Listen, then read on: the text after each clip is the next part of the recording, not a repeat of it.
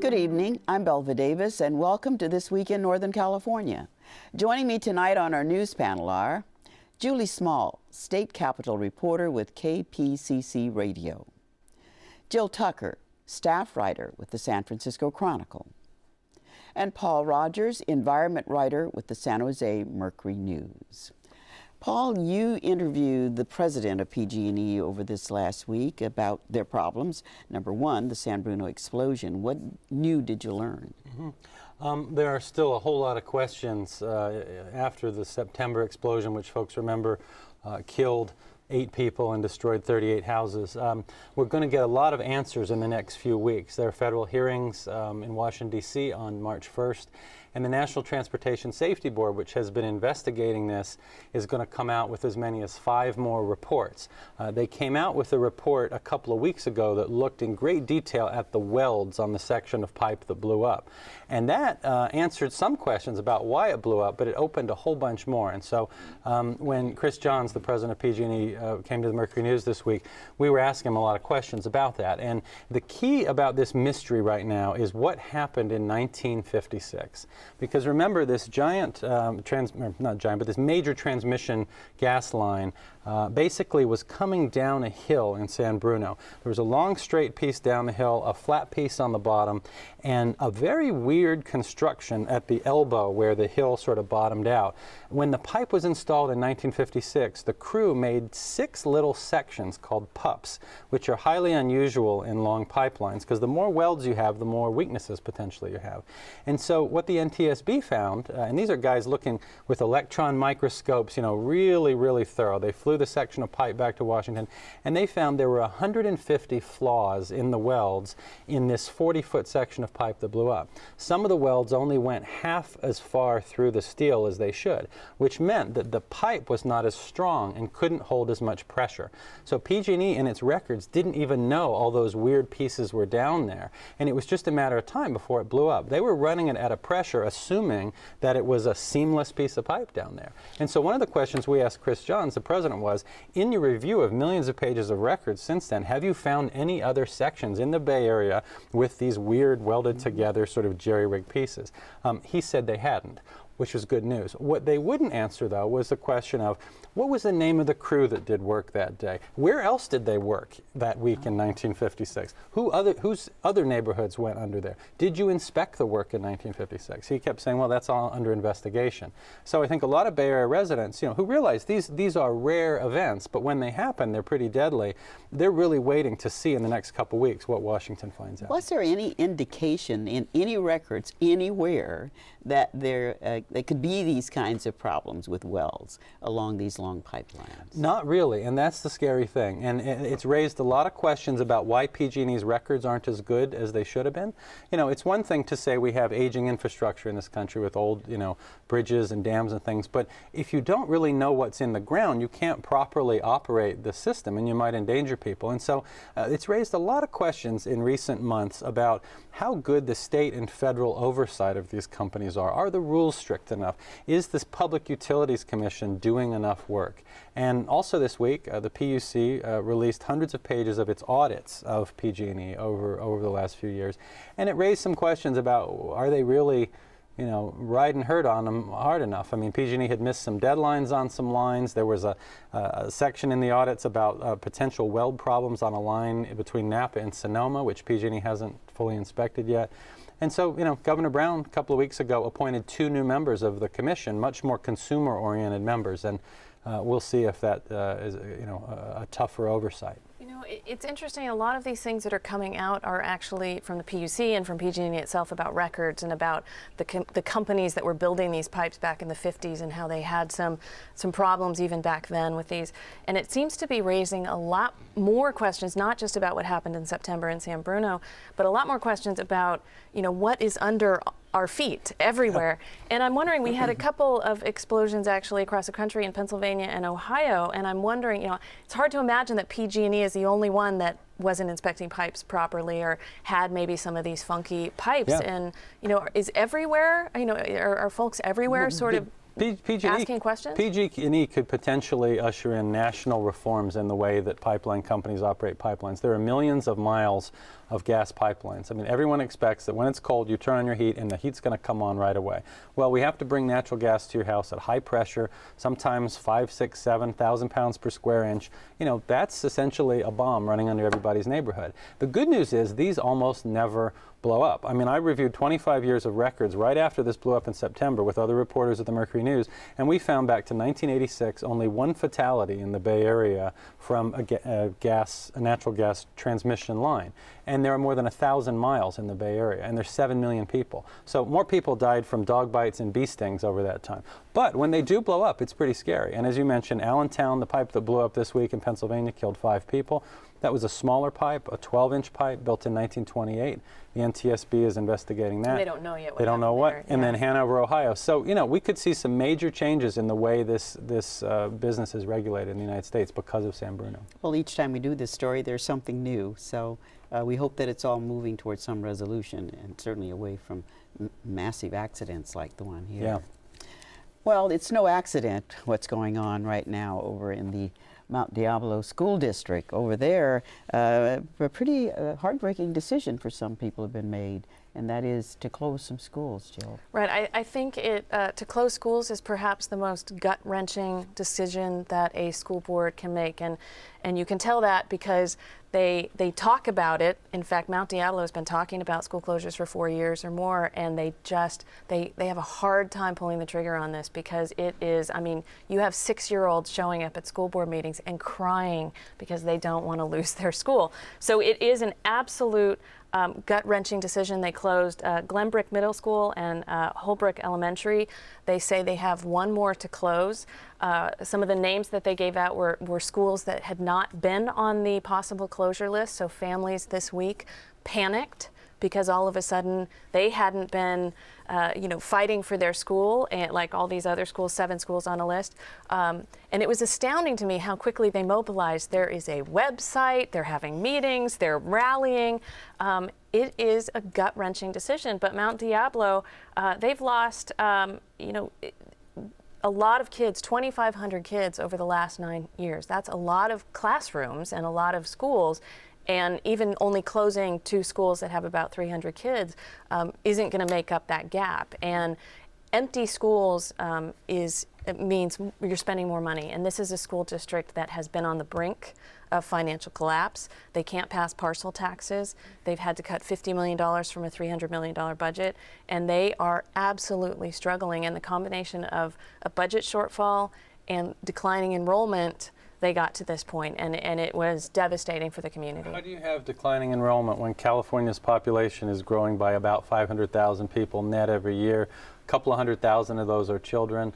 Some places are adding a lot of kids. So what's happening in those areas where they're having fewer kids? Are the kids fleeing public schools for charter schools and private schools, or what's happening?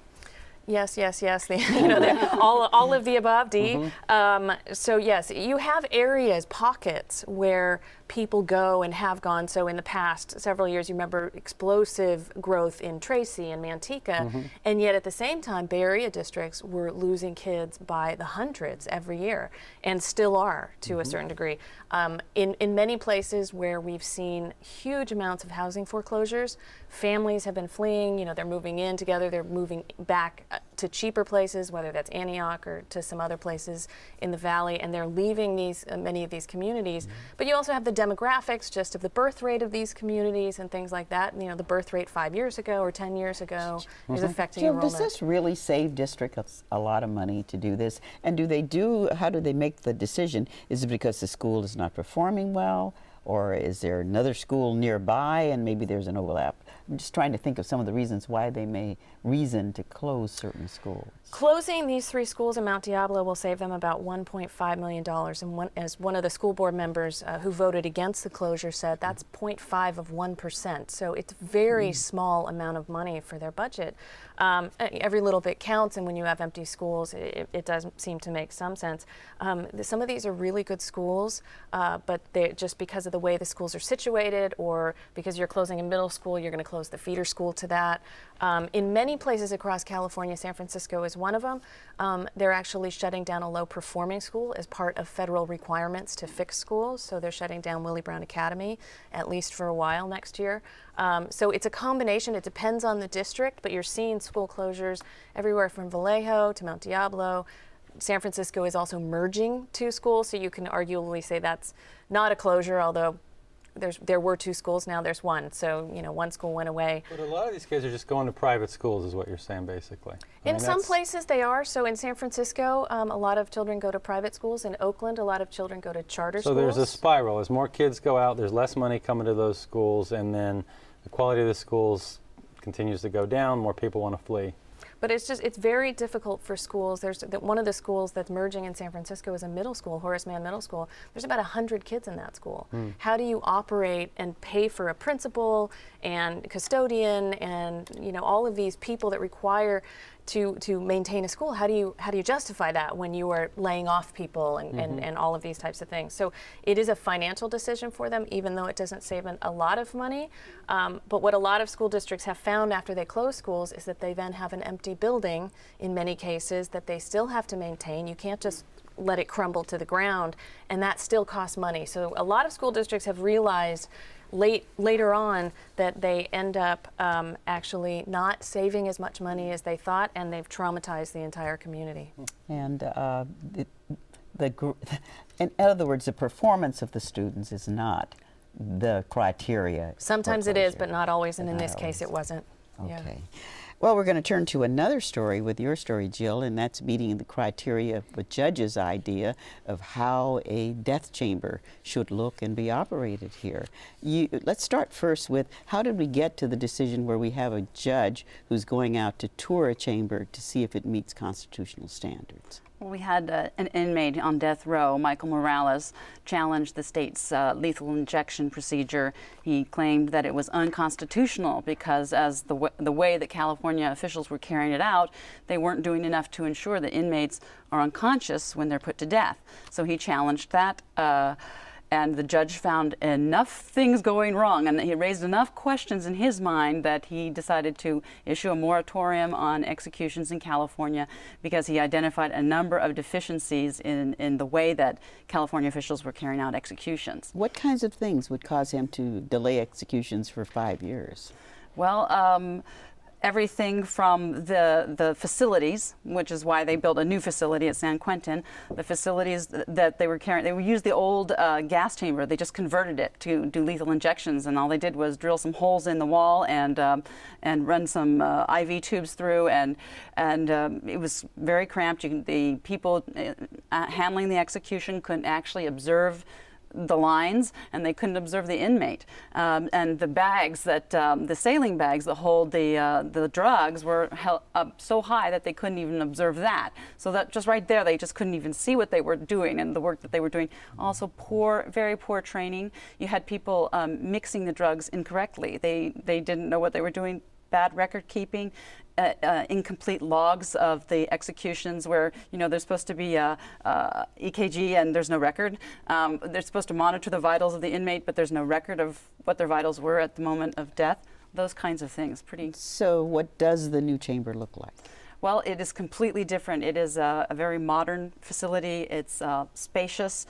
It looks a lot like a clinic. You know, it's like being in a medical clinic. It's the execution chamber itself, where the gurney is, it's a pale green gurney, but it's in a very large room, very large viewing area for the public, separate areas for the family of the victim to sit in, and the family of the inmate can sit on opposite sides. And it's very brightly lit, and the room where they actually mix the drugs and administer is brightly lit and spacious. But there were still a lot of questions left open in the tour because they didn't actually have the rigging set up. So the judge was asking questions like, well, if this was a real execution, where would the lines go? Would they go through this wall? What's the relationship of how close is the inmate? How long is the line? These are questions that are pertinent to figuring out if they'll make sure those drugs reach the inmate. Polls show that roughly 70% of Californians support the death penalty. So I'm sure a lot of people are listening to this saying, does it really matter how long the tube is or what exact paper records you have? Particularly, they'll say, when you look at the kind of crimes that these guys committed. And I guess the question a lot of them are going to ask is, how long will it take for this process to work out before the judge finds an arrangement he likes and executions resume? Because obviously there's 700 people on death row who are condemned, and it's been stalled for a number of years. How long is it going to take? Well, it's certainly not going to happen this year because the judge is just gathering the information about the changes the state made to their protocol and to the death facility itself. He's got to hold a number of hearings on that, an evidentiary hearing, and so it probably won't happen this year. And then there are more legal challenges out there. I think we've all been hearing in the news that this state and many other states are not able to get one of the drugs that they use in executions. I wanted to ask you about that, Julie, because it's always been interesting to me. There's these lawsuits about the kind of drug that actually knocks them unconscious, and that was a part of the original concern, is that they actually weren't totally unconscious, and now we can't get a hold of the drug that would knock them unconscious. And I'm thinking, you know, every day in the United States, we knock out thousands of people on gurneys in hospitals for surgery, and we don't seem to have a problem with causing any pain, you know, for those people. So why does it seem to be so hard for the prison system to knock someone unconscious and get the drugs that every hospital is using to do surgeries? Well, I think they have to, it's so precise, the protocol is so precise, every moment of an execution is orchestrated, and it's in the regulations. And so they only have certain drugs approved in certain states to use for execution. So like you say, there are lots of viable alternatives, but because they've approved this one drug, sodium thiopental, That nobody makes anymore. that the only U.S. manufacturer is no longer going to make and ran out of supplies in the fall, they had to do this international search for the drug. What about the cost of all of this? I think the original study was about $900,000, wasn't it? It was $900,000 just to build this new lethal injection facility. Yeah, so we're spending a lot of money on it. And the judge will let us know by the end of this year, but there'll be even more time after that. Yeah, well, yes, yeah. Okay. We presume more people will continue to challenge it. Okay. Well, my thanks to all of you for joining us here tonight.